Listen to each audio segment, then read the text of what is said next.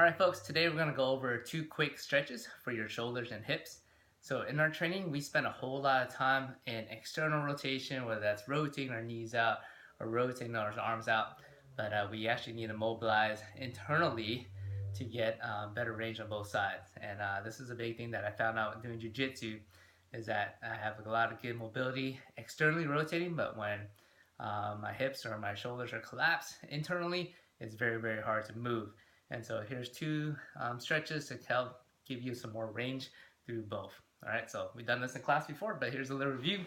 So shoulder internal rotation, just gonna lie flat on the ground.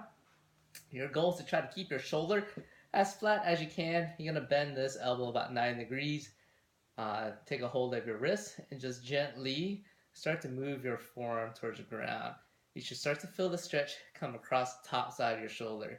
So be super gentle. You can hold it there for a couple seconds and then ease off and then come back down until eventually you should go get this forearm flat.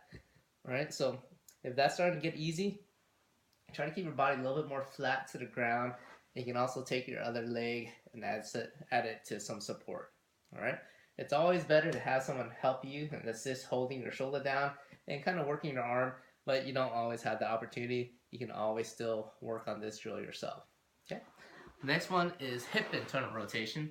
So I'll angle this way just a little bit so it's not too sexy. Here, you're going to try to keep your hips as square to the floor as you can. And now we're going to internally rotate this leg. And then you can rotate from side to side. And if you need to kind of let your hip move and come off center line to get down to the floor, that's okay. But your goal is just trying to keep that hip flat to the ground, keep it square, and you should be able to start to work a little bit more range. Again, that stretch should be coming on the outside of this hip.